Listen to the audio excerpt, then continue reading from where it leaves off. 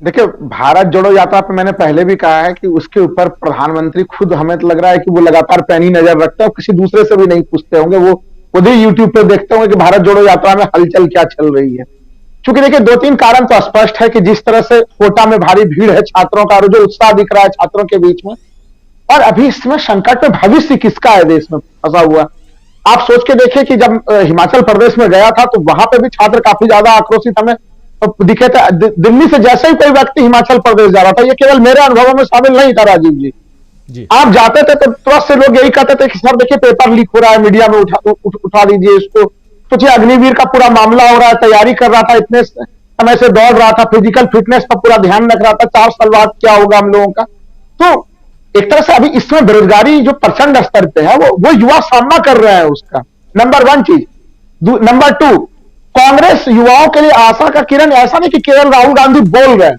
तो कांग्रेस शासित जो एक तरह से छत्तीसगढ़ है, उसने दिखा दिया है कि सबसे ज्यादा अगर कम न्यूनतम बेरोजगारी दर अगर इसमें देश में है कहीं पे, वो छत्तीसगढ़ का है। तो छत्तीसगढ़ ने इस मामले पर रिकॉर्ड कायम करके दिखाया है। जो कांग्रेस बोलती है वो एक मॉडल जो होना चाहिए, वो मॉडल छत्तीसगढ़ का मॉडल है देश के सामने में। तो इसके ऊपर विश्वास, अब जब ये सारे चीजों को, ये सारे तथ्यों को प्रधानमंत्री मिला के देखते हैं तो वो समझ जाते हैं कि अभी तो गुजरात संभल गया है, लेकिन पता नहीं जब हमें गुजरात की जरूरत हो तो उस समय हमें ये संभला हुआ गुजरात नसीब हो या नहीं हो।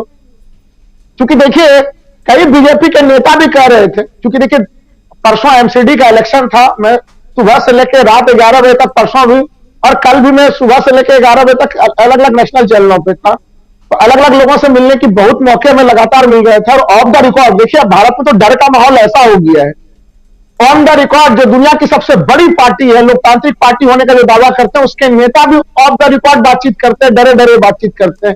वो कहते हैं मोदी जी को तो प्रिविलेज है, वहां पर तो ब्रह्मांड की समस्त शक्तियां काम कर रही थी, तो वो रिजल्ट हो गया।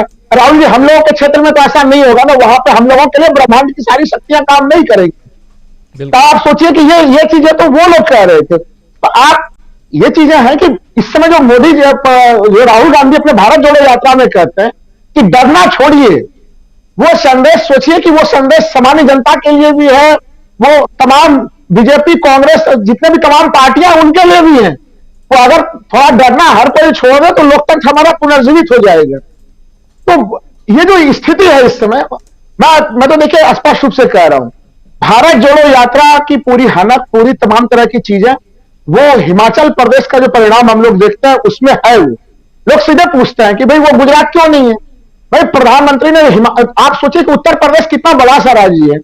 उत्तर प्रदेश विधानसभा चुनाव में प्रधानमंत्री जी ने कितनी रैलियां की थी, कितने रोड शोज किए थे। उन्होंने अपने जीवन में 54 किलोमीटर का रोड शो तो पहली बार किया था। उस दिन भी मैंने आपके चैनल पे कहा था कि वो रोड शो तो वो ऐसे कर रहे थे जैसे लग रहा है कि अपने विदाई की, वो उनको खुद आठ हो गया हो कि शायद ये विदाई की स्थिति है। और मुझे तो कल गुजरात का परिणाम देख के भी लग रहा था कि चूंकि देखिए बहुत दिनों से ये कहानी चल रही थी, बीजेपी के लोग खुद ही उछाल रहे थे माधव सिंह सोलंकी का रिकॉर्ड टूटेगा, माधव सिंह सोलंकी का रिकॉर्ड टूटेगा। तो हमें तो लग रहा है कि प्रधानमंत्री जी को अपने विदाई का पूरा एहसास खुद पहले से हो गया है। वो खुद ही एक अच्छे बैट्समैन की तरह एक अपना अंतिम स्वरूप जो होता है ना, कि बैट्समैन संन्यास लेने से पहले एक अपना अंतिम मैच अच्छा फिनिश कर देना चाहते हैं, तो वो गुजरात को उन्होंने कल फिनिश कर दिया है उसी अंतिम मैच के रूप में। क्योंकि जो परिणाम हर जगह से आ रहे हैं, भाई 7 जगह के अगर 7 जगह उपचुनाव हो रहे हैं, उसके परिणाम देखिए। हर तरफ जो है कि उनको हार का सामना करना पड़ रहा है।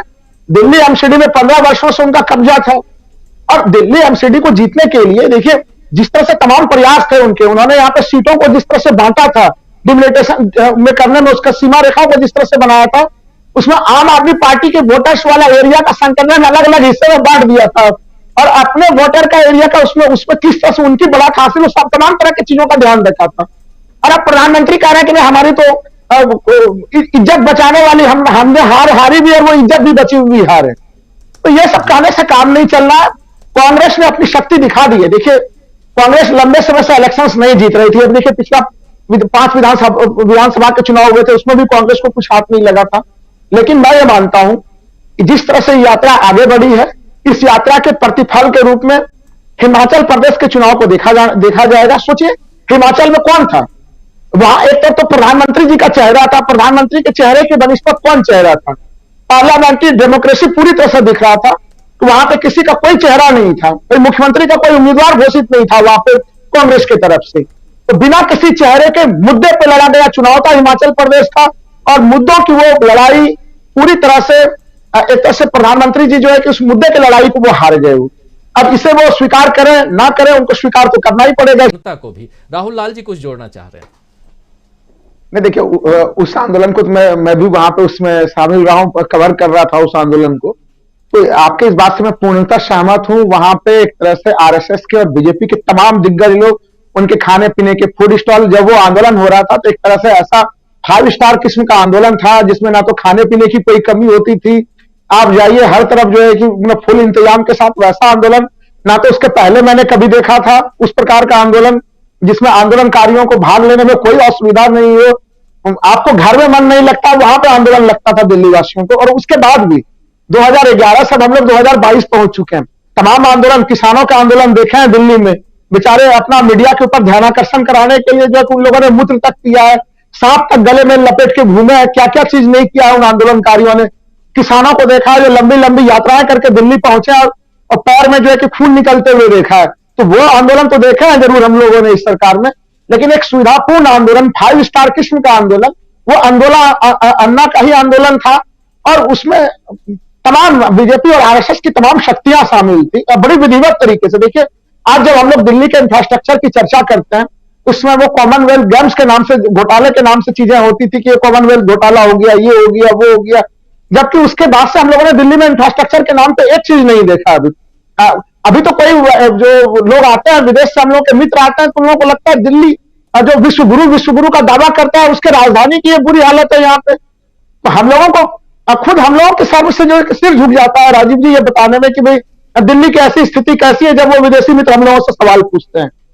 नंबर 1 देखिए, एक चीज मैं खाली और जोड़ दूं जब मैं कह रहा हूं कि देखिए, प्रधानमंत्री जी तमाम अपने प्रयास कर रहे हैं, लेकिन जो दूसरे चीज है, जो जैसे कि कल के तमाम परिणाम जो हम लोग देख रहे हैं, वो जनता में कहीं कहीं एक निर्भीकता आ रही है। देखिए, जो जनता के निर्भीकता की जब चर्चा करेंगे तभी भरत जी ने जहां पर ध्यानाकर्षण कराया, वो उसके ऊपर हम लोग को देखना पड़ेगा।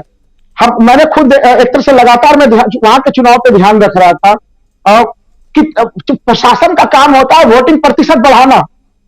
पहली बार प्रशासन को देख रहा हूं, लोकसभा के उपचुनाव में देखा रामपुर में और अभी भी, कि प्रशासन एक कर्फ्यू लगा दे रहा है चुनाव के दिन कि मतदाता जो है कि अगर वो बीजेपी का समर्थक मतदाता नहीं है तो मतदान स्थल तक ना जा सके। भाई आपकी तो जिम्मेवारी, प्रशासन की जिम्मेवारी तो यही चीज है। आप यही स्थिति मैनपुरी में थी, यही स्थिति खतौली में बनी हुई थी, लेकिन हाँ, जनता में धीरे धीरे तमाम प्रशासनिक उन बाधाओं को, केवल राजनीतिक पार्टी के लिए यह काम नहीं था कि वो अपने वोटर को सहजता के साथ जो है कि बूथ तक पहुंचाने के लिए प्रेरित करे। यहाँ पर जिम्मेवारी यह थी कि मतदाता को इतना निडर बनाया जाए कि वो प्रशासन से टकराते टकराते बूथ स्थल तक पहुंचे हुए। तो ये इस चुनाव में, उत्तर प्रदेश के चुनाव में, ये एक तरह से घटना घटी है।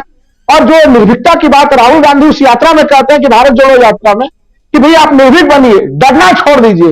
वो डरना छोड़ने वाला तत्व जो कि यहाँ पे भी हुआ, एक तो वीडियो वायरल हो रहा था मैनपुरी का, जिसमें कि पुलिसकर्मी जो है वो सीसीटीवी कैमरे में दिख रहा है कि वो दीवार को क्रॉस कर रहा है समाजवादी पार्टी के कार्यकर्ता के घर में, और जबरन दीवार को फांद के जो है उसके गेट पे जो है कुछ हलकुच मचा रहे हैं। जबकि जब पुलिस वालों से पूछा गया तो वो लोग कह रहे थे ऐसी कोई घटना नहीं घटी है। तो ऐसी चीजों की बड़ी लंबी सी फेहरिस्त है।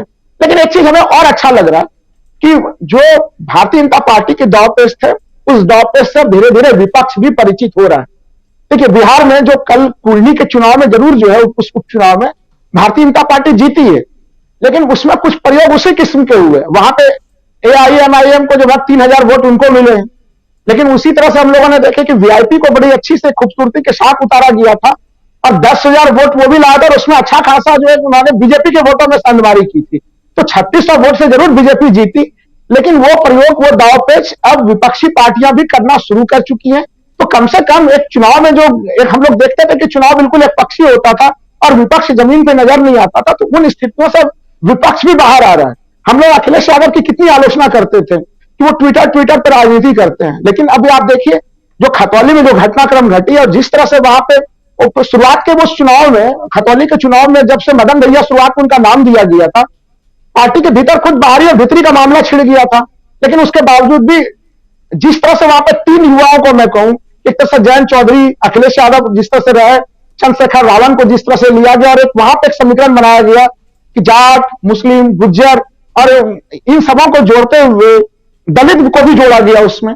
तो कई तरह के नए नए प्रयोग होता हुआ देख रहा हूं। जबकि देखिए, हम लोग एक चीज हमेशा एक स्थिति में देखते थे कि जब बहुजन समाज पार्टी अपना कैंडिडेट खड़ा नहीं करती थी, विधानसभा चुनाव में भी देखा हम लोगों ने, इसके पहले इसके गोला उपचुनाव में भी देखा हम लोगों ने कि तो ऑटोमेटिक बीएसपी के अनुपस्थिति में जो दलित वोटर थे वो वोट जो है वो एक तरह से बीजेपी को जाता था। उस ट्रेंड को रोकने में भी कुछ सफलता प्राप्त हुई है यहाँ पे। तो लोग अलग अलग स्तर पर ये चुनौती बीजेपी के लिए काफी बड़ी चुनौती मैं देख रहा हूं। आप सोचिए, बिहार में इसके पहले गोपालगंज का सीट था, वो भी ठीक है बीजेपी जीती, लेकिन जीत का मार्जिन तमाम उनके जो वो कैंची लेके घूमता है वो लोग वोट काटने के लिए, उसके बावजूद वो मार्जिन कितना कम किया था इन लोगों ने।